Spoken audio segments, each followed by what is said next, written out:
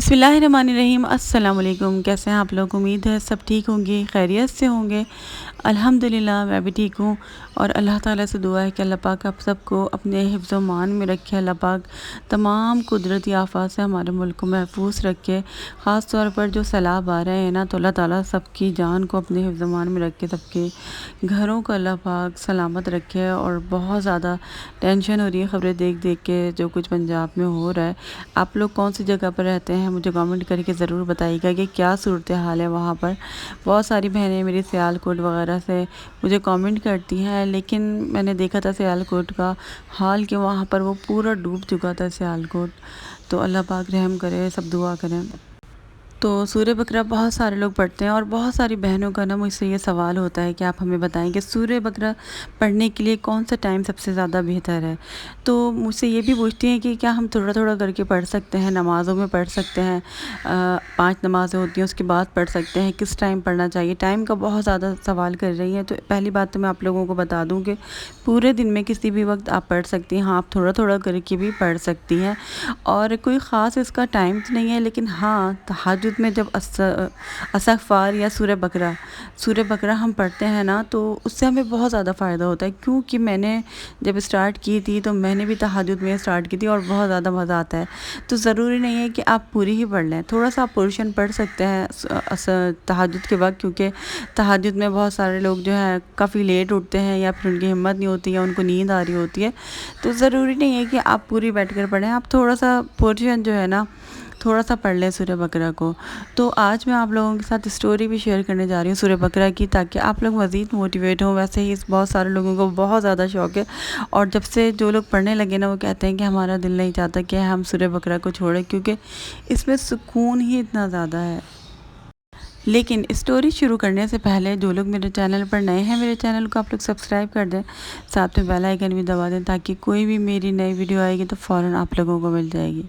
तो ये एक सिस्टर हैं जिनकी ज़िंदगी में सूरह बकरा से जो मौज़ात हुए उन्होंने शेयर किए। पहला मौज़ा उन्होंने ये शेयर किया है कि वो कहती हैं कि 25 सालों से मुझे एक अजीब सी बीमारी थी, जिसकी वजह से मेरे जिस्म में एक ख़ास किस्म का हार्मोन होता है ना, वो नहीं बनता था।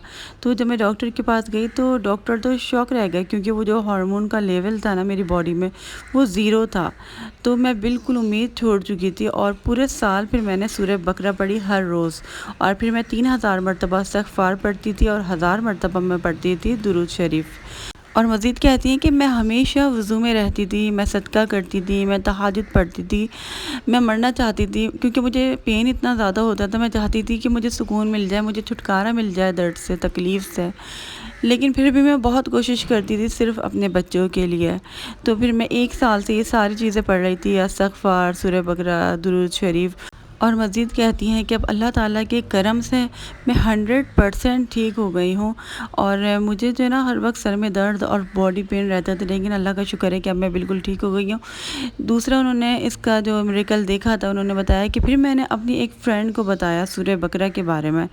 तो मेरी फ्रेंड जो थी ना, वो माँ नहीं बन सकती थी। तमाम डॉक्टर्स ने उनको जवाब दे दिया था, उन्होंने कहा था कि ये नामुमकिन है आपका माँ बनना। तो कहती है उन्होंने सूरह बकरा पढ़नी शुरू की तो कुछ दिनों बाद वो जो है प्रेग्नेंट हो गई। तो ये भी बहुत बड़ा मौज़ा है। और बहुत सारे मैंने ये केसेस देखे हैं। बहुत सारी हमारी बहनें कहती हैं कि औलाद नहीं हो रही, लेकिन मेरे ही जो है चैनल पर आकर बहुत सारी बहनों ने बताया है कि हमने सूरह बकरा पढ़ी थी तो अल्लाह ताला ने हमें औलाद की नेमत से नवाजा। अच्छा, तीसरा मिरेकल उनकी लाइफ में ये हुआ कि वो कहती हैं कि मैं चाहती थी कि मुझे अच्छी से सैलरी मिल जाए, मेरी जॉब लग जाए, और मैं तहज्जुद में सूरह बकरा पढ़ती थी। तो फिर अल्लाह ताला ने मेरी ये ख्वाहिश भी पूरी की और मुझे इतनी अच्छी जॉब मिल गई और मेरी इतनी अच्छी सैलरी है। वो मज़ीद कहती हैं कि आप सबको पता है कि हमारे प्यारे नबी सल्लल्लाहु अलैहि वसल्लम ने फ़रमाया है कि जब तहज्जुद का वक्त होता है ना, तो अल्लाह पाक आखिरी आसमान पर नुज़ूल फरमाते हैं और अल्लाह पाक अपने बंदों से कहते हैं कि कौन है जो मुझसे मग़फ़िरत तलब करे, मैं तुम्हारी मग़फ़िरत फ़रमाऊँ। कौन है जो मुझसे दुआ मांगे और मैं उसकी दुआ को कबूल करूँ। और आप सबको पता है कि अल्लाह ताला की माफ़ी जो है ना, हमारे लिए दुनिया और आखिरत में बहुत ज़्यादा ज़रूरी है। لیکن ہمیں اس چیز کا اندازہ ہی نہیں ہے کہ تہجد میں استغفار کرنے کے کتنے زیادہ فائدے ہیں۔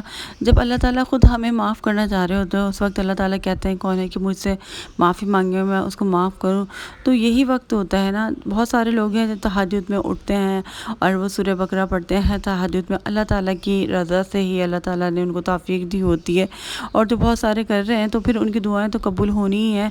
اس کے علاوہ سورہ بقرہ کے ساتھ اگر استغفار کریں گے نا تو انشاءاللہ تعالیٰ اللہ تعالیٰ کی رحمتیں جو ہے نا ہمیں بہت زیادہ اور ڈبل ہو کر ملیں گی۔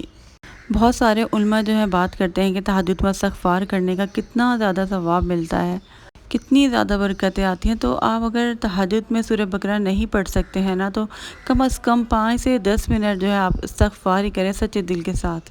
وہ کہتی ہیں کہ ہر روز سونے سے پہلے آپ اپنے کچھ گناہوں کو لکھ لیں، اور پھر آپ کو ان کے اوپر پچھتاوا بھی ہونا چاہیے، اور پھر جب آپ تہجد میں اٹھیں نا تو اللہ تعالیٰ سے آپ ان گناہوں کو معاف کرنے کے لیے اللہ تعالیٰ سے آپ عرض کریں، اور پھر آپ کی زندگی جو ہے نا بالکل بدل جائے گی۔ اللہ تعالیٰ کی اتنی رحمت ہوگی آپ کے اوپر۔ الحمدللہ میرے اتنی ساری بہنوں کے کامنٹس آتے ہیں جنہوں کو میں نے استغفار کرنے کے لیے بتایا تھا، انہوں نے استغفار کرنا شروع کیا، انہوں نے تہجد بھی پڑھتی ہیں، سورہ بقرہ بھی پڑھتی ہیں، درود شریف بھی پڑھتی ہیں، ساری چیزیں پڑھتی ہیں، اور اتنی زیادہ خوشی ہوتی ہے۔ اور یہی جو ہے نا کامیابی کی چابی ہے، یہ ساری چیزیں آپ جب کریں گے نا تو آپ کی لائف بالکل چینج ہو جائے گی ہر طریقے سے، کیونکہ دیکھیں یہ ساری چیزیں قرآن و سنت سے بھی ہیں۔ جیسے آپ اٹھتے ہیں تہجد میں آپ استغفار کریں، سورہ بقرہ پڑھیں، تو یہ بہت زیادہ آپ کی جو رحمت ہے نا اللہ تعالیٰ کی برکت ہے وہ ڈبل ہو کے ہمیں ملیں گی، زیادہ سے زیادہ ہماری دعائیں قبول ہوں گی۔ اور جو لوگ اذکار کرتے رہتے ہیں نا، اللہ تعالیٰ کا ذکر کرتے رہتے ہیں، کسی بھی فارم میں آپ کریں، آپ قرآن پڑھیں، آپ تسبیح کریں، کچھ بھی پڑھیں، استغفار پڑھیں، تو ان لوگوں کی دعائیں قبول ہونے کے بہت زیادہ چانسز ہوتے ہیں۔ اسی کے ساتھ ساتھ ایک بہن کا کامنٹ آیا تو وہ کہہ رہی تھی میں روز 7,000 مرتبہ استغفار کرتی ہوں، مجھے کوئی فائدہ نہیں مل رہا۔ تو اس طریقے سے نہیں کہنا چاہیے۔ دیکھیں جب اس کا مطلب ہے کہ آپ نے استغفار کو سمجھا ہی نہیں ہے، ٹھیک ہے۔ ہم اپنے مقصد کے لیے ہر چیز کر رہے ہوتے ہیں، تسبیح کر رہے ہیں، ذکر کر رہے ہیں، ہمارا مقصد پورا ہو جائے، لیکن مقصد یہ ہونا چاہیے کہ سچے دل سے اللہ تعالیٰ کی طرف پلٹنا اور اپنے گناہوں کی معافی مانگنا اور اللہ تعالیٰ کو راضی کرنا۔ صرف جب ہم اپنا مقصد دیکھ رہے ہیں اور دعا قبول نہیں ہو رہی ہے اور اللہ تعالیٰ سے ہماری اور بے یقینی بڑھ رہی ہے تو پھر الٹی ہو رہی ہے چیز، اس کا مطلب ہے ایکسیپٹ نہیں ہو رہی، کیونکہ ایکسیپٹ ہونے میں بھی تو ٹائم لگتا ہے نا، ہمارے اتنے زیادہ گناہ ان کو معاف ہونے میں بھی تو ٹائم لگے گا نا، ساری چیزیں ہوں گی نا، زیادہ سے زیادہ استغفار ہمیں کرنا پڑے گا۔ اللہ تعالیٰ کو کب قبول کر لیں، کب اللہ کو پسند آ جائے ہمارا استغفار، یہ بھی تو ٹائم لگتا ہے نا۔ گناہ کرتے وقت تو ہم نہیں سوچتے کہ ہم گناہ کر رہے ہیں، ساری چیزیں کر رہے ہیں، اس وقت ہمیں خیال نہیں آتا ہم اتنے گناہ تو کر رہے ہیں، کیا ہم ان کا گناہوں کا بوجھ اٹھا پائیں گے یا نہیں اٹھا پائیں گے؟ آف کورس نہیں اٹھا پائیں گے، ذرا سی تکلیف پہنچتی ہے تو ہم بہت زیادہ تڑپ اٹھتے ہیں، شکوے شکایتیں کرنے لگ جاتے ہیں۔ تو استغفار کرنے کا یہی فائدہ ہوگا، جب استغفار کرنا ہے، اپنے گناہوں کی معافی مانگنی ہے نا، تو پھر ہمیں بچنا بھی ہے گناہوں سے۔ پھر یہ نہیں ہوگا کہ ہم گناہ کرتے رہیں بار بار، کیونکہ میں تو یہ سوچتی تھی کہ جب میں نے استغفار میں کر رہی ہوں میرے گناہ معاف ہو رہے، اور پھر جب میں نئے گناہ کر رہی ہوں تو میں سوچ رہی ہوں کیا یہ تو میں اور اپنے گناہ بڑھائے جا رہی ہوں، استغفار تو میں کر رہی ہوں تو مجھے کم سے کم گناہ کرنے تاکہ میرے جلدی جلدی گناہ معاف ہوں۔ بہت سارے ہمارے گناہ بہت زیادہ، اسی لیے ہمیں استغفار بھی زیادہ کرنے کی ضرورت ہے۔ لیکن دیکھیں میں نے ان سے کہا، وہ کہہ رہی میں کتنی مرتبہ پڑھوں آپ بتائیں، تو میں نے ان سے کہا کہ آپ چاہے تھوڑا پڑھیں لیکن آپ یقین کے ساتھ تو پڑھیں نا، سچے دل کے ساتھ پڑھیں، پھر دیکھیں آپ کی لائف چینج ہوگی۔ ایسا کوئی مقصد حاصل نہیں ہوتا بلا وجہ، بس ایک فارمیلٹی ہے، ریپیٹ کیے جا رہے ہیں استغفر اللہ، دل نہیں بول رہا، دل سے کچھ نہیں ہے، ٹھیک ہے۔ اب دل میں آپ کے کچھ ہے ہی نہیں، نہ دماغ سے آپ کوئی سوچ رہے ہیں، نہ اپنے گناہوں پہ افسوس ہو رہا ہے، نہ دل سے آپ اللہ تعالیٰ کے قریب ہونا چاہ رہے ہیں، نہ پلٹنا چاہ رہے ہیں، تو پھر فائدہ تو نہیں ہوگا نا۔ سچے دل سے استغفار کرنا ضروری ہوتا، اور تہجد میں استغفار کر کے دعا کریں، پھر دیکھیں کیسا معاوضہ ہوتا ہے۔ بہت سارے لوگ تہجد کو اتنا مشکل سمجھ رہے ہیں، تہجد بہت آسان نماز ہے، بس اٹھنا ہی تو پڑتا ہے نا، لیکن یہ بہت آسان ہے۔ جب آپ پڑھنے لگیں گے نا تو آپ کو پتہ چلے گا کہ یہ کتنی اہم نماز ہے۔ آپ دعا قبول کروانا چاہتے ہیں نا اللہ تعالیٰ سے، تو آپ تہجد پڑھنا شروع کر دیں۔ اتنی معجزاتی یہ نماز ہے نا، اس سے تو ایسا ہو سکتا ہے کہ کسی کی دعا قبول نہ ہو۔ میں یہ چیز مانتی نہیں ہوں، میں تو خود پڑھتی ہوں اور مجھے پتہ ہے، میں جو بھی مجھے دعا مانگنی ہوتی ہے نا اللہ تعالیٰ سے، میں تہجد کے ٹائم مانگتی ہوں۔ تو میرا ٹائم ختم ہو گیا، انشاءاللہ اگلے ولاگ میں ملاقات ہوگی۔ اللہ